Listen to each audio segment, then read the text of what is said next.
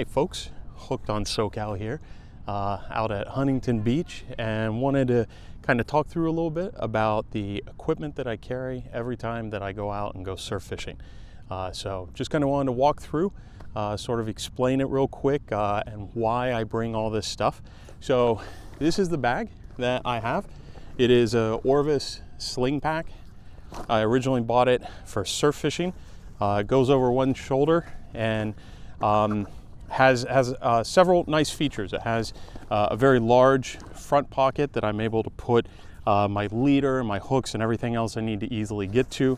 It has a larger second pocket here that I can put, I have even put a light jacket in here and other things. I like to just have some extra space. This is, again, this is for fly fishing. This is a tippet holder on the front, but I use a carabiner to clip on some other stuff to this. It's got a place for a drink here. It's even got a little pocket here on the strap that you can put a few things in. So this is a bag that I use. I have another one, a Simms waterproof bag that I also use when I wade. Just that way it keeps everything dry. So that's a bag that I use. It's lightweight, carries everything that I need, easy to go with. So secondly, here is the equipment that I use for all of my sand crabs. So let me explain why I've got this. So this is where I put the sand crabs. Any bottle will work. It doesn't matter, you just want something with a lid to put it on. I normally keep this in my back pocket so I can pull it out, get the sand crabs easy. An important thing about sand crab regulations, you're only allowed to possess 50 of them.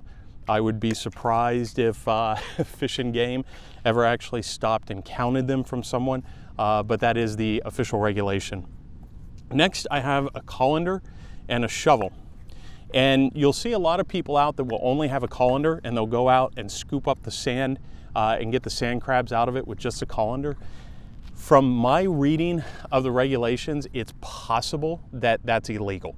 I can put the actual regulations up on the screen right here.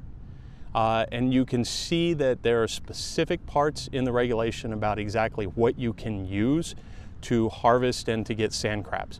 It says a spade, a shovel, a rake, and so forth. And there is some legitimate discussion about whether or not a colander is excluded from that because it's not specifically on that list. Or there have been some people that have argued that it constitutes a rake and that it's essentially close enough to a rake that that should be fine. What I do is I just sidestep all the problems and just carry a shovel. And when I'm out there getting my sand crabs, I take the shovel and scoop everything up, put it in the colander, and then use the colander to wash off the sand and to get the actual sand crabs. So that's what I do. I've never been stopped or never had a conversation with Fish and Game. I do know someone personally that was stopped and warned by Fish and Game about the colander, but I'm gonna leave it up to you to decide what kind of interpretation you have and what kind of risk you're willing to take. For me, I just went and got a garden shovel, use that to scoop it up, and that seems to work fine. So that's what I use to get my sand crabs. What else do I carry in here? Well, let's talk about some kind of general things. First of all, I have a glove that I use occasionally when the fish are a little bit too slippery. I have some needle nose pliers that I use. I usually keep these in my back pocket. Those are two essential items. I also have a sun protection here. This goes over your neck and pulls up over your face. So that way I'm not having to reapply sunscreen all the time on my nose and my lips. This is what I use. So I have those three items. I also have a small headlamp, flashlight. I'm out here often after dark, especially in the winter. So I always make sure to have a charged up headlamp with me that is in here. So those are kind of the non-fishing items that I always carry. So let's talk about the other things. So we get sand crabs when they're available. When they're not available, I usually use Gulp camo surfworms or sandworms.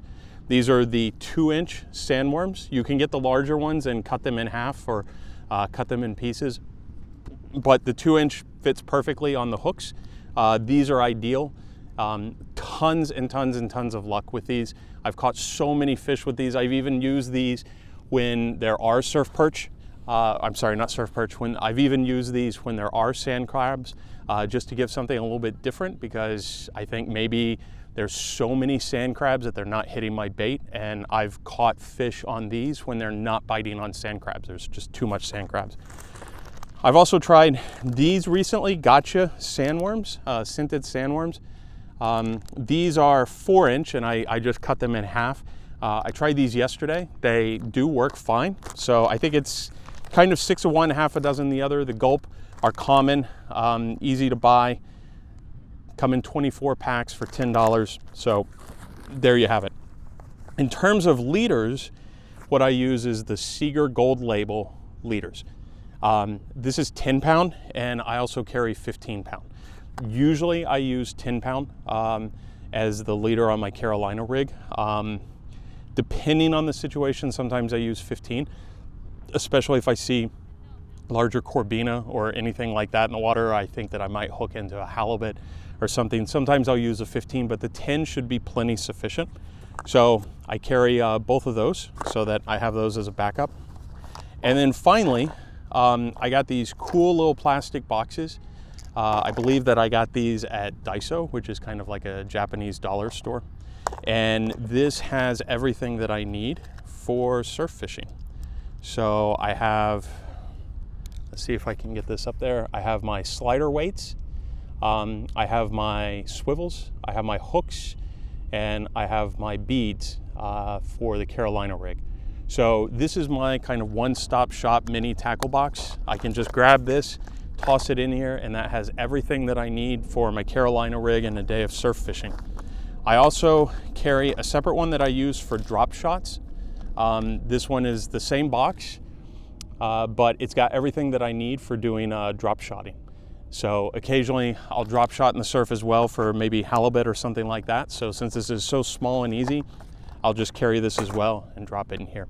In terms of the fishing rod and reel that I use, this is a Diawa BG 1500 that I use. This is a little bit small. The drag is a little bit too soft. Personally, normally I have another one, a 2500, that's in the shop right now getting cleaned. It got a bunch of sand in it. So normally I use a Diawa BG 2500. I'm just ordered recently a pin spin fisher because it's got a sealed drag, and after the the experience of dropping the rod and having to get it serviced for sand, I know that a sealed drag is not going to prevent that, but it will give me a little bit more protection. So I'll do a review of that reel when I get that in. And then in terms of the rod, I have a Shimano Clarus, and this is a 8/6 rod, medium heavy, light action or fast action. And this is a 3/8 to 1 ounce lure weight and 8 to 17 pound rod. I think I have 20 pound braid on here that I then run out to my fluorocarbon leader, like I said, about 10 pound fluorocarbon leader. But this is a good rod. It's lightweight, but not too lightweight. There's plenty of other options as well, but this rod works really well. So there you have it. If you have any questions, drop it in the comments. Happy to answer it. Hope this was helpful to you. Thanks for watching, guys.